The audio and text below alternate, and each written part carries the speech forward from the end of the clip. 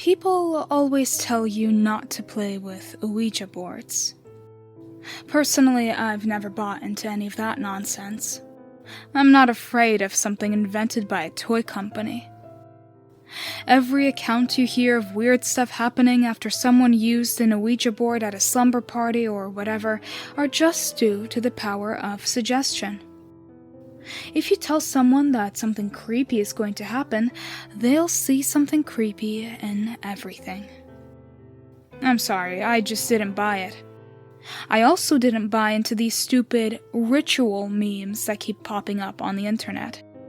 There are these games, I guess you'd call them games, where you go through some ridiculous set of steps, a ritual, to either speak to the dead or predict your future or summon a demon or whatever. They always come with a warning along the lines of, "Do not try this." Then why post it on the internet, you morons? You want people to do this shit and then report on all the creepy stuff that happened and blah blah blah. Probably the most famous one is Bloody Mary. It's the one where you stand in front of a mirror and repeat Bloody Mary 3 times, and then supposedly this ghost appears to scratch your eyes out. Why would I want to do that? Why do people do any of this bullshit? So, I decided to do a little trolling. I went on a forum that discussed topics of the supernatural and paranormal. Those places are full of superstitious schmucks that will eat up anything even remotely disturbing. I posted the following. Hey everyone, have you heard of the Ragdoll Ritual? A friend of mine, yeah, we'll call him John Jacob Jingleheimer Smith, told me about it, and I wanted to see if anyone has actually tried it. I can't seem to find any accounts of it online anywhere. That's because I made it up. Apparently, what you do is take an old doll, any doll will do, but they say it works best if you use one you made yourself. These things always want you to make stuff. This ritual also seems to work best when performed in the month of August, but you can really do it at any time. Because why not? You take a lock from your own hair and wrap it around the neck of the doll. If your hair is too short or you don't have any small personal piece of yourself will do. Fingernail clipping or even a drop of blood.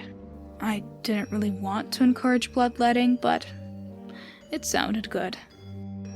After attaching the personal item from yourself to the doll, wait until midnight. The ritual must begin exactly at the stroke of midnight, or else it will not work. Arbitrary rules. A must-have component. Exactly at midnight, hold the doll tightly in your hands and repeat the phrase, "I invite you, Astaroth." I did a random search for demon names on Google. To inhabit this object 3 times. After the 3rd time, you will feel the doll move in your hands. This is a sign the demon has accepted your invitation. They always have to accept, don't they? If after the 3rd time you do not feel the doll move, repeat the process. If it still does not move, the demon has not accepted your invitation. You do not need to do anything further. The ritual is over. If you receive an acceptance, place the doll inside a closet or other small space that can be closed. It is very important that you do not open the door until the ritual is complete. You may hear knocking on the door or shambling inside the closet. Do not open the door. The demon is bound to the doll, but if you allow it to roam throughout your home, it may attach itself to something else and refuse to leave after the ritual is over. Because creepy. You may now ask the doll any questions you like, but you only have until 1 a.m. Sometimes the doll will answer with a voice, sometimes through knocks on the door signaling yes or no. If you do not complete the ritual by 1 a.m., the demon may be locked inside the doll forever. After you have completed your questions, repeat the phrase, Astaroth, I release you, 3 times. Wait until you no longer hear any noise from inside the closet. Then it is safe to open the door. Afterwards, bury the doll and mark the ground with the symbol of the cross. This will prevent the demon from ever returning. Sounds legit, right? Please follow the instructions exactly, as failure to do so can have disastrous results. After I posted the ritual, I kept a close eye on it. It took a few days, but soon replies started coming in.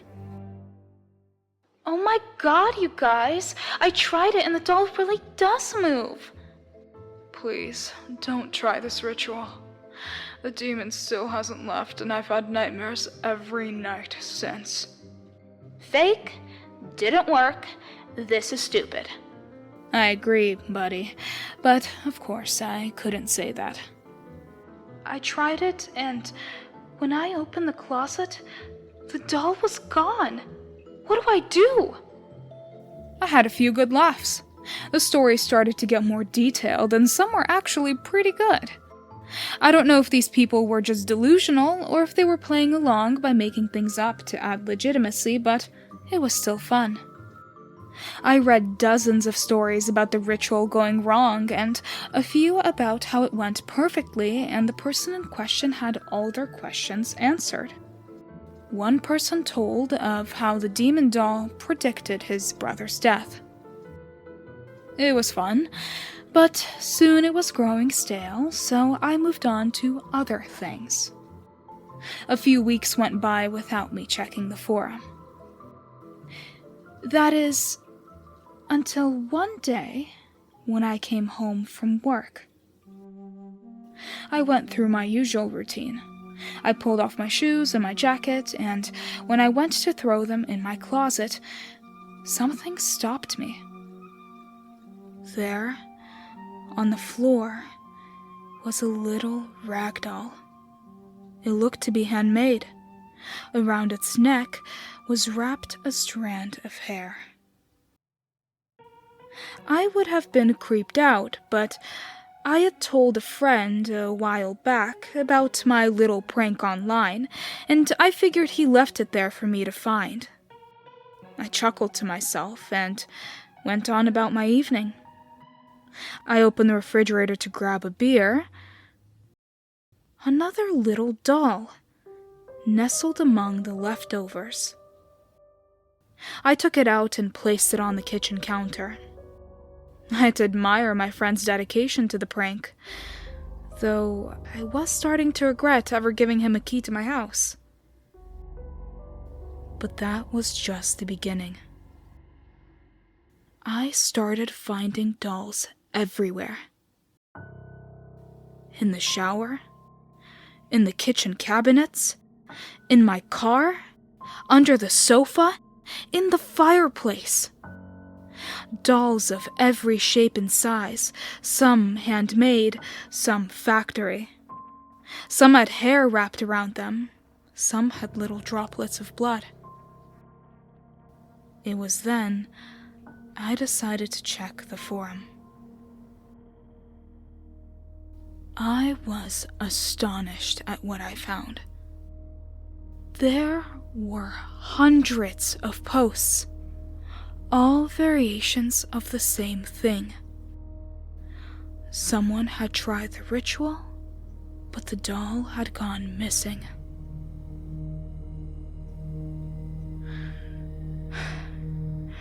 I haven't slept in days. They won't let me. I keep throwing them away, but they always return. All night long, knocking, roaming, whispering. Please, I'm begging you, and this is no joke, do not try the Ragdoll Ritual. I can't take any more of them. When the doll goes missing, it finds its way to me. I suppose it's a punishment for playing around with things I didn't understand, didn't even believe in, but please, if you have a heart, do not try it.